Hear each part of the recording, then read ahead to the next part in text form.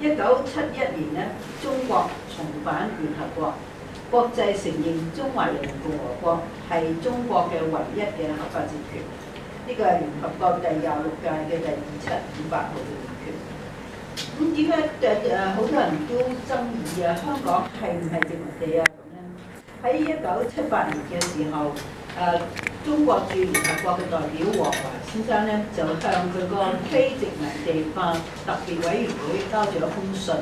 封信嘅內容話，香港同澳門係中國嘅領土之內，呢個係俾英國同葡萄牙強行霸佔嘅，佢哋唔係殖民地係中國主權嘅問題，喺適當嘅時間，中國會用適當嘅方式去解決嘅。而呢個嘅封信咧，係俾聯合國呢個非殖民地化特別委員會咧係接納咗。投票嘅時候99票贊成，5票係反對嘅。咁所以咧，即係話香港唔係殖民地咧，係根據呢個理據。但係當時英國當然係反對啦，反對啦。咁佢反對咧係話呢個我哋承認啲議決，但係既然佢係聯合國嘅一員，佢都要服從呢個決議嚇。咁所以咧就係嗰陣時咧就有咁嘅決定。第一次呢1972年亦都係尼克遜訪華嚇，由乒乓外交指引尼克遜訪華。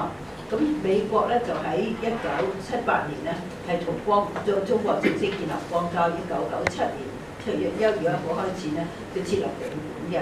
咁所以到嗰陣時為止咧，中國先至能夠打破咗呢個外交上嘅封鎖。在此之前咧，香港對中國喺對外交往嘅算咧係有重要嘅戰略性地位。另外一方面咧，自從60年代香港嘅經濟係起飛嘅，出現咗繁榮嘅局面。咁香港喺工商業啊、房地產啊、金融嗰方面咧係有自己一套嘅發展，值得內地去去借鏡嘅。喺70年代嘅末期，鄧小平先生提出係話改革開放經濟開放嘅。咁當時咧好多香港嘅商人帶住資金、帶住技術同人才咧係翻去咧係作呢個經濟嘅建設嘅。所以中國現代化咧，其中最緊要係經濟嘅發展。咁樣喺嗰陣時啊，呢個外國咧亦都利用香港作為橋梁去投資喺中國嘅。喺咁嘅情況之下咧，喺經濟上建設咧，佢係有個戰略性地位。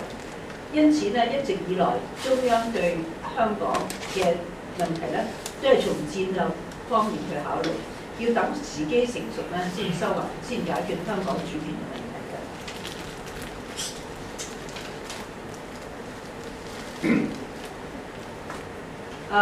亦照1997年7月1日，國家恢復對香港控制主權為止嘅156年咧，咁香港係成為英國統治下邊嘅一個殖民地，受西方文化影響好深。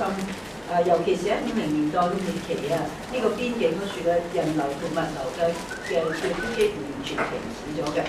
咁香港嘅發展咧，就往外投啦。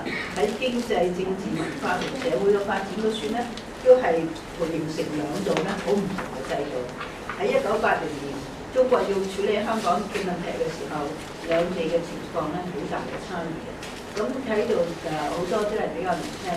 但係如果即係70年代嘅末期、80年代初咧，點去到大陸咧，睇見啲人咧，一係着藍衫，一係着灰衫，一係着軍綠色嘅衫嘅，即係冚唪唥一致。汽車好少嘅，都係用自行車嘅。咁而且經過文化大革命之後咧，係即係好多嘢咧都係即係離開香港嘅情況差得好遠嘅。喺1982年嘅時候。